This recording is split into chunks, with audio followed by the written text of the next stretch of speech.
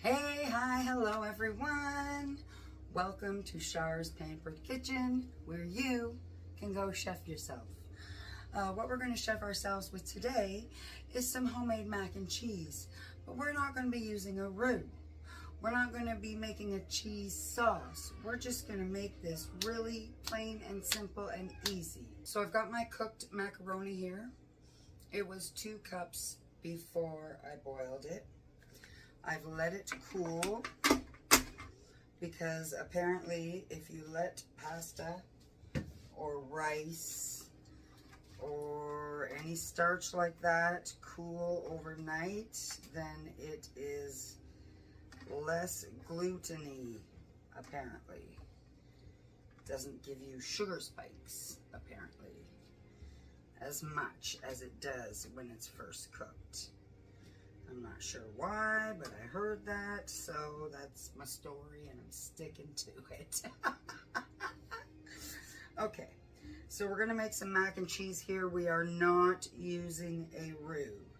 Normally I would make a roux on the stove with flour and butter and milk and cheese and make a sauce and pour it all over. Well, this recipe was showed to me many years ago from a very dear friend who is no longer with us. And, oh, my mom also, who is no longer with us, loved her mac and cheese this way. So, this is an ode to them. What we're going to do now is just a few little knobs of butter. That's probably lots. Okay, or I've got a handful of ham here, cooked ham, Black Forest ham. I'm going to throw that in. You don't have to throw any meat in there at all. You could use bacon if you wanted to. So many variations.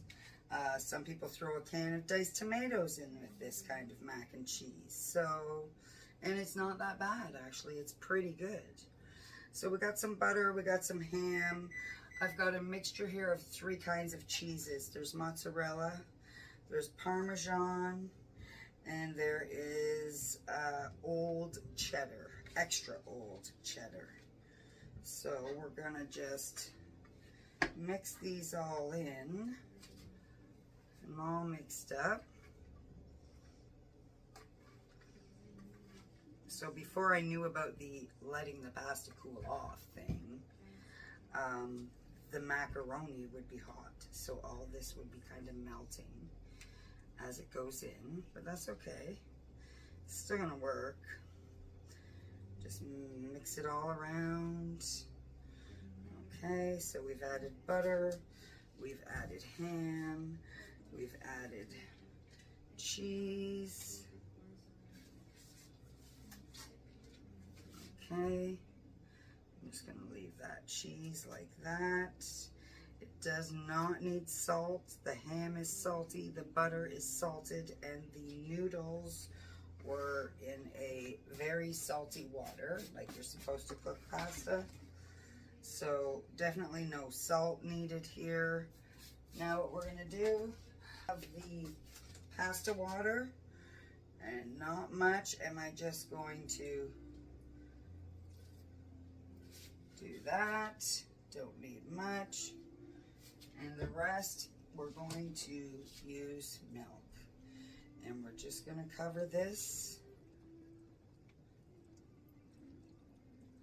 You could use cream if you wanted. This is whole milk. Okay. Let's see what we got going on here.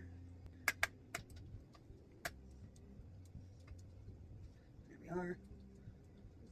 My oven is preheated. It's preheated at 400. I'm gonna get this in, I'm gonna put this in there and get it going for about 10 minutes, and then I'm gonna turn it back down to 350. Okay. I'm also gonna put some pepper on this before I throw it in the oven. And I feel like it's gonna need just a bit more milk.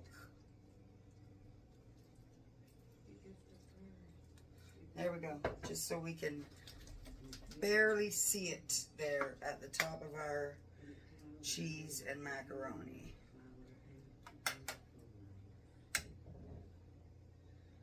There we go. That was lots of cheese. Like I said, you're chefing yourself here, so you're measuring yourself. Chefing yourself, measuring yourself. 3 little daubs of butter. That may have been 3 tablespoons. I know I had 2 cups of uncooked macaroni. And the milk, well, that was a full bag. So half a bag of milk.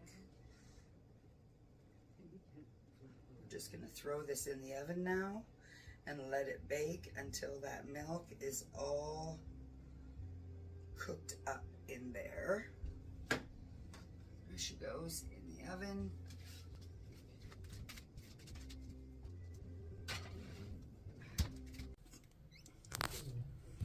Chef Yourself with Char here.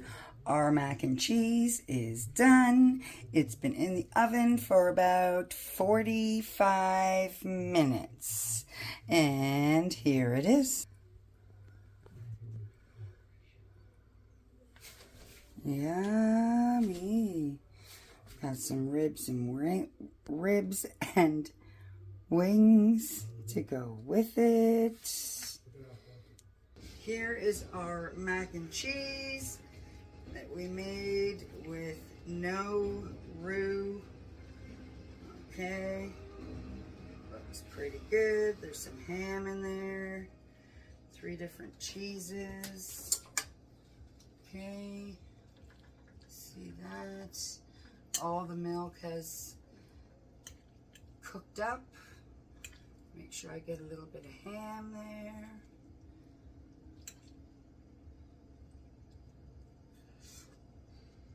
Oh my God.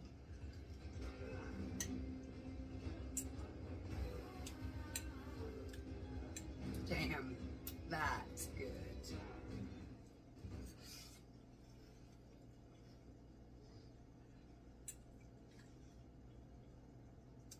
If you try it, let me know. If you like it, let me know. And tell me what you do to make it yours. Tell me how you chefed yourself. Now go chef yourself.